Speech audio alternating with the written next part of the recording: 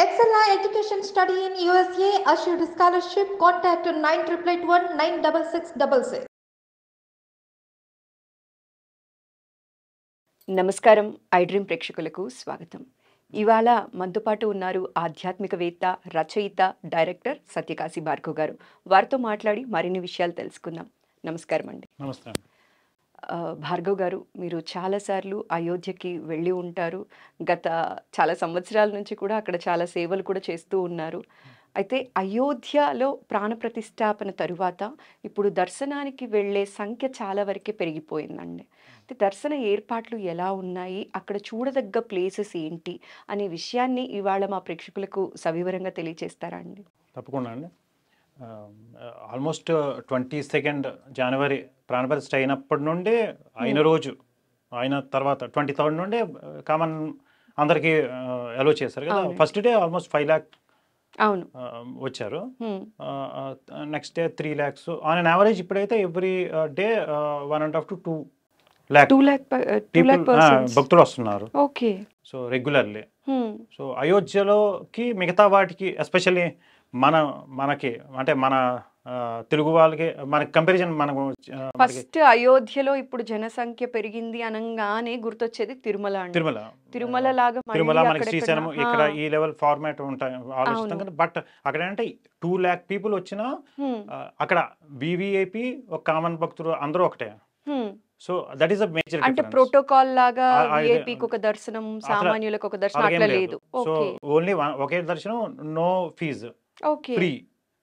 So prime minister అయినా, chief minister అయినా, common రామభక్తుడైనా ఒకటే. అంటే రాముడి దగ్గర అందరూ ఒకటే అన్నట్టుగా.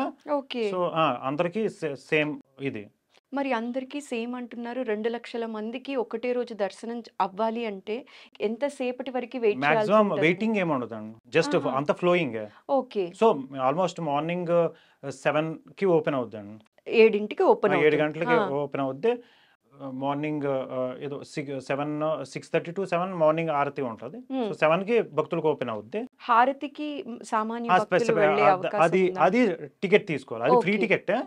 బట్ ఆ స్లాట్ ఏంటంటే 100 members to 150 members ఇది ఉంటుంది. సో అది అయిపోయిన తర్వాత ఇంకెవరికి ఇవ్వరు. సో అలాగే 11:30కి ఒకటి, 11:30 క్లోజ్. తర్వాత మళ్ళీ ఈవినింగ్ 2-2:30కి అంతకు ఓపెన్ అనుకుంటా. సాయంత్రం 6:30, 7 వరకు. మళ్ళీ 7కి ఒక ఆరతి ఉంటుంది. సో ఇది మామూలుగా. బట్ 23rd నుండి ఏంటంటే రాత్రి 9-10 వరకు కూడా దర్శనాలు ఓపెన్ చేశారు. ఆల్మోస్ట్ డిపెండింగ్ ఆన్ ఈ ఫ్లోటింగ్ని బట్టి 9-9:30 వరకు కూడా ఓపెన్ చేసి ఉంచారు. సో బట్ అక్కడ ఏంటంటే ఎక్కడ ఆపడం కానీ ఆ ఫ్లోట్ ఇదేమి ఉండదు. మొత్తం అలాగే ఛానలైజ్ చేశారు మొత్తం.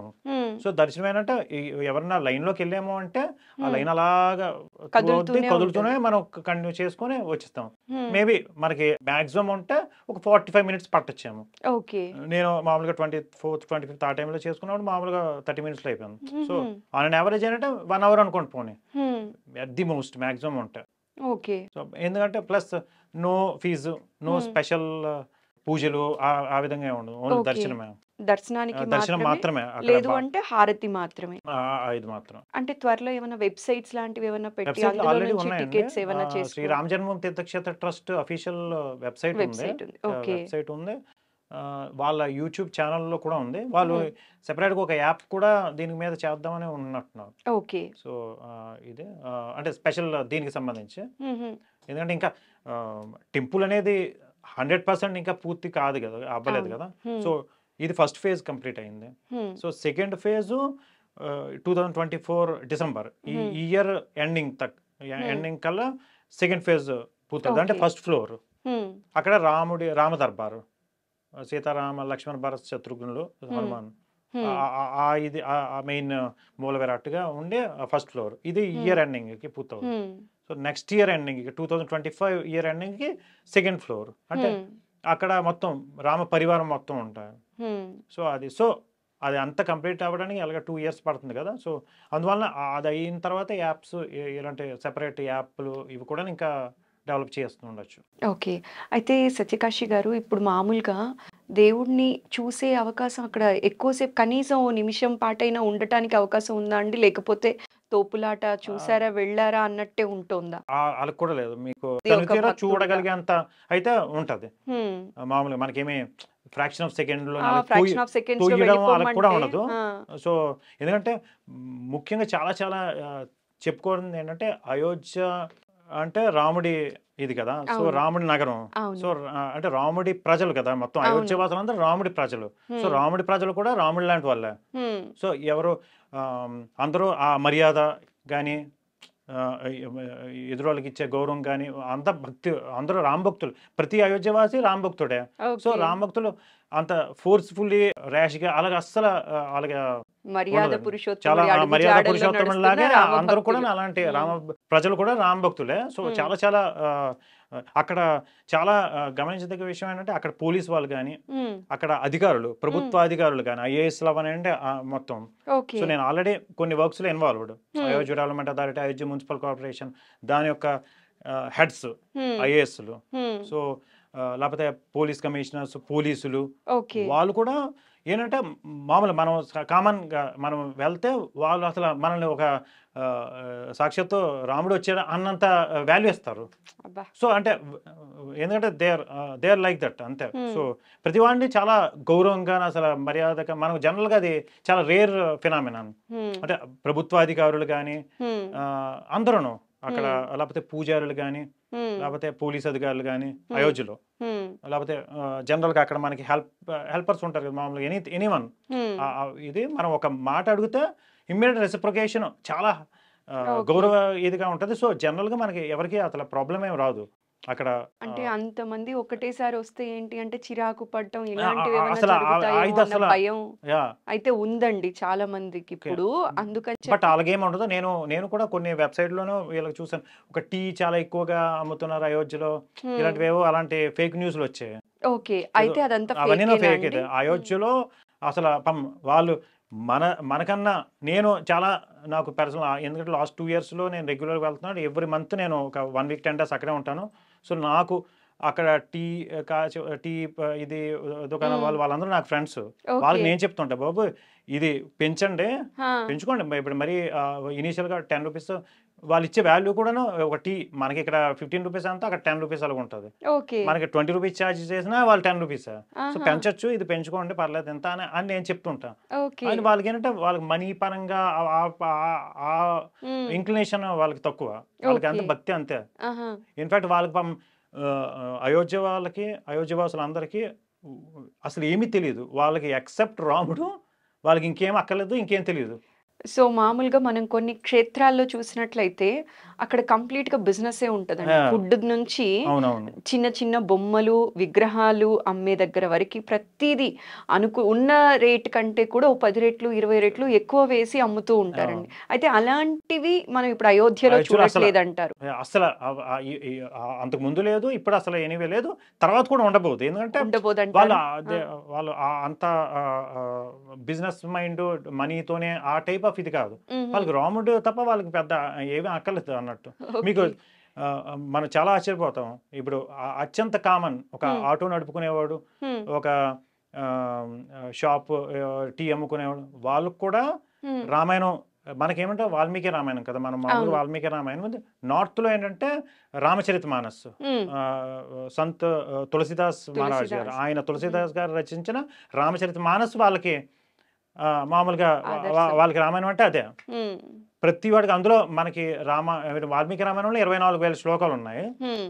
ఆహ్, ఈ మన ఇందులో అయితే అప్రాక్సిమేట్‌లీ 12,000 శ్లోకాలుంటాయి. దోహాలంటారు. హ్మ్. చౌపాయిలు. హ్మ్. 2 ఇదులుంటాయి కదా! 2 లైన్స్ అవును. దోహాలు, హ్మ్. చౌపాయిలంటారు. హ్మ్. సామాన్యులు, అత్యంత సామాన్యులు అనుకునే వాళ్ళకి కూడా మొత్తం వచ్చును. అబ్బా! మొత్తం 12,000 శ్లోకాలు కంఠతా వచ్చును. అబ్బా! అలాంటి వాళ్ళు నాకు మా ఫ్రెండ్స్ 12,000 శ్లోకాలు కంఠతః వాళ్ళకి వచ్చా అండి? మొత్తం వచ్చును.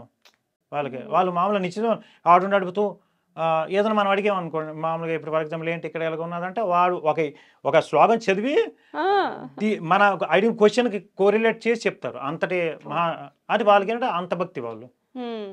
ఈ ఈ మామూలుగా. సో, అది హ్మ్. చాలా ఫస్ట్ టైమ్ వెళ్ళినప్పుడు నేను చాలా ఆశ్చర్యపోయాను. వాళ్ళకేంటంటే రామచరితమానస్ వాళ్ళకి హ్మ్. నిత్యం డైలీ వాళ్ళు చదువుతారు. వాళ్ళ ఇంట్లో పిల్లలకి ఓకే. ఇది వెరీ ధార్మికులు. హ్మ్. అండ్ రామ్ భక్తి పరాయణులు వాళ్ళు. ఓకే. అయితే అయోధ్యలో దర్శనం ఎలా జరుగుతోంది? సామాన్యులు ఎలా వెళ్ళొచ్చు? అన్న విషయాన్ని సవివరంగా చెప్పారండి. ఎందుకంటే చాలా కన్‌ఫ్యూజన్స్ ఉన్నాయి. యాహ్! వెళ్తే దర్శనం ఎలా ఓన్లీ జరుగుతుందో మనకి ఏంటో కొద్దిగా అని. ప్రాబ్లమ్ ఏంటంటే ఎస్పెషల్లీ ఈ టైంలో ఇప్పుడు హ్మ్. అంటే మనకి చలి వలన అవును. మనకేంటంటే చాలా ఆల్మోస్ట్ అక్కడ సౌత్ ఇండియన్స్ స్పైసీగా అక్కడ మనకేంటంటే ఉండటం సౌత్ కష్టం. మనకి అంత అలవాట్లేదు కదా! అది హ్మ్. కూడా ఈ ఫిబ్రవరి ఇప్పటికే సెట్ అయినట్టే. ఓకే. సో, డిసెంబర్, జనవరి, ఫిబ్రవరి ఆల్మోస్ట్ మనకి అంత దీని వలన తప్ప అది మాత్రమే మనకి హ్మ్. క్లైమాటిక్ కండిషన్ అనేది ప్రాబ్లమ్ హ్మ్. గానీ అదర్ దెన్ దట్ మనకి యాక్సెసిబిలిటీ అవును. ఇక్కడ నుండి అక్కడికి వెళ్ళడానికి యాక్సెసిబిలిటీలు ఇప్పుడు ఓకే. మనకి యాక్సెసిబిలిటీని చూసుకొని మనం ఇప్పుడు తెలుగు వాళ్ళే చాలా మంది ఆల్మోస్ట్ వచ్చిన 100 మంది భక్తుల్లో ఆల్మోస్ట్ 40% మన తెలుగు వాళ్ళే ఉంటున్నారు. అబ్బా! హ్మ్. తెలుగు చాలా సంతోషంగా ఉందండి. అక్కడ అన్న సంతర్పణ కానీ ఇలాంటివి చేస్తున్నారా అండి ట్రస్ట్ వాళ్ళు? యాహ్! ట్రస్ట్ వాళ్ళు హ్మ్. ఒక అన్న సంతర్పణ ఉన్నది. ఓకే. ఆహ్, విశ్వ హిందూ పరిషత్ వాళ్ళు కొన్ని హ్మ్. చోట్ల చేస్తున్నారు. ఓకే. అది కాకుండా సామాన్య భక్తులు కొంతమంది హ్మ్. ఉంటారు కదా! వాళ్ళు జనరల్‌గా ప్రతి దగ్గర ఓకే. ఆ పర్టిక్యులర్ ఫస్ట్ 2 వీక్స్‌లో అయితే ఒక ప్రతి అడుగడుక్కి అన్న సంతర్పణ చేసేవారు. ఓకే. క్వాలిటీ కూడా వెరీ గుడ్ క్వాలిటీ. హ్మ్. బ్రేక్‌ఫాస్ట్ మార్నింగ్, మధ్యాహ్నం హ్మ్. భండార్ అంటారు. ఆ! అన్న భండార్స్ అని అవన్నీ పెట్టేవారు. ఇది ఇప్పుడు కూడాను అంటే ఆఫ్టర్ ఈ ప్రాణప్రతిష్ఠ ఈ మొత్తం మహోత్సవాలన్నీ అయిపోయిన తర్వాత కూడాను ఇంపార్టెంట్ ప్లేసుల్లో మనకి ఓకే. ఈ అన్న సంతర్పణ ఇవి ఫ్రీగా సో, ఉంటాయి. ఇప్పుడు కూడా ఫ్రీగా ఫుడ్ అనేది అనేది అవైలబుల్ దొరుకుతుంది అవుతది. కొద్దిగా భక్తులకి. మనకి ఎస్పెషల్ తెలుగు వాళ్ళకేనంటే మనకి హ్మ్. మన ఆహార ఇవి కొద్దిగా డిఫరెంట్ కదా! అవును. సో, ఇప్పుడిప్పుడు కొన్ని వస్తున్నాయండి. హుహు. అంతకుముందు ఒక 1 ఇయర్ ముందయితే తెలుగు వాళ్ళకి సంబంధించిన ఫుడ్ ఇవి కొద్దిగా ప్రాబ్లమ్ ఉండేది. హ్మ్. అంటే మనకి మార్నింగ్ బ్రేక్‌ఫాస్ట్ ఈ టైప్‌వి ఏమి ఉండేవి కావు. హ్మ్. సో, బట్ ఇప్పుడేంటంటే కొద్దిగా 1, 2 ఇంపార్టెంట్‌వి వచ్చాయి. ఇంకా ఓకే. వస్తున్నాయి. ఇంకా మీకు ఇంకో 1 ఇయర్‌లో మొత్తం మన తెలుగు వాళ్ళ అవును. యొక్క ఎందుకంటే రాముడు వాళ్ళకెంతో ప్రతి వాళ్ళకి అంత కరెక్టే. ఎస్పెషల్ తెలుగు వాళ్ళకి ఇంకొద్దిగా మోర్ ఎందుకంటే మనకి ఆల్మోస్ట్ దక్షిణ అయోధ్యగా పిలువబడిన భద్రాచలం ఉంది. అవును. అందువల్ల మనకి రాముడంటే మనకి నిజ హ్మ్. జీవితంలో కూడా రాముడంటే ఒక భాగం ప్రేమ, కదా! సో, ప్రీతి మన అన్నీ. వాళ్ళు తెలుగు వాళ్ళు చాలా మందే ఉన్నారు. ఈవెన్ హ్మ్. ఆ టైంలో కూడా చాలా మంది తెలుగు వాళ్ళు వచ్చారు. ఓకే. చాలా చక్కగా చెప్పారండి. ఎందుకంటే చాలామంది భక్తులకి ఈ కన్‌ఫ్యూజన్ అయితే ఉంది. అవును. ట్రావెల్ ప్లాన్ చేసుకోవాలన్నప్పటికీ కూడా అక్కడ అవును. దర్శనానికి ఎంత టైం పడతదో, అవును. పిల్లలతో వెళ్ళినా, పెద్దవాళ్ళతో వెళ్ళినా కూడా ఏమన్నా కష్టమవుతదేమో అన్న కన్‌ఫ్యూజన్స్ క అన్నీ కూడా ఇవాళ మా ప్రేక్షకులకు క్లియర్ చేసినందుకు మరోసారి ప్రత్యేక ధన్యవాదాలండి. జై శ్రీరామ్. జై శ్రీరామ్.